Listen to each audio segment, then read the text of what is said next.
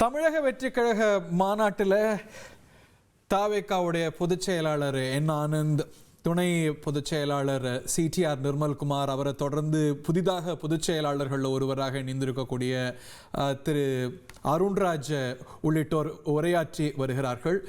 இறுதியாக மாநாட்டு பேருரையை திரு விஜய் நிகழ்த்த இருக்கிறார். அவருடைய உரை ஒரு 45 நிமிடங்கள் மிகாமல் இருக்கும் என்று எதிர்பார்க்கப்படுகிறது. இந்த மாநாட்டில் புதிய பாடல் ஒன்று வெளியிடப்பட்டிருக்கிறது. இந்த மாநாட்டுடைய தீமாகவே 1967-77 போல ஒரு அரசியல் மாற்றம் என்பது தான் இந்த மாநாட்டுடைய தீமாக இடம்பெற்றிருக்கிறது. இந்த மாநாட்டுக்கு வந்தவுடனே ஒரு 300 மீட்டர் தொலைவுக்கு ராம்வாக்கில் நடந்து போனார் விஜய். கடந்த மாநாடு போலவே இந்த மேடையில் யாரும் ஏறிடக்கூடாது அப்படிங்கிறதுக்காக கிரீஸெல்லாம் கொட்டி வைத்தாலும் கூட அதெல்லாம் அவருடைய தொண்டர்களுக்கு, ஆதரவாளர்களுக்கு தடையாக இல்லை. மேடையில் அவர்களெல்லாம் ஏறினாங்க, இந்த ரேம்ப் வாக் மேடையில் ஏறினாங்க, இந்த ரேம்பில் அப்படிங்கிறத பார்த்தோம். அதை தொடர்ந்து உரைகள் இடம்பெற்று வருகின்றன.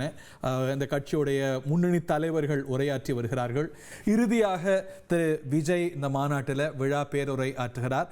அதில் அவர் வெளிப்படுத்தக்கூடிய செய்திகள் ரொம்ப முக்கியமானதாக கவனிக்கப்படும். அதற்கு முன்னதாக கொள்கை தலைவர்களுக்கு மரியாதை செலுத்தக்கூடிய வழக்கம் அப்படிங்கிறது கடந்த மாநாடு போலவே இந்த முறையும் தொடர்கிறது. நேர்களே, கடந்த மாநாட்டில் பார்த்த காட்சிகள், புதிதாக சில அம்சங்கள், புதிய பாடல் ஒன்று, இவையெல்லாம் இந்த மாநாட்டில் இடம்பெற்றிருக்கிறத நம்ம பார்க்கின்றோம்.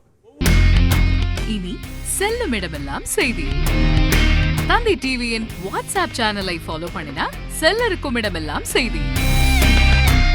இதோ QR கோட், இப்பவே ஸ்கேன் பண்ணுங்க, ஃபாலோ பண்ணுங்க.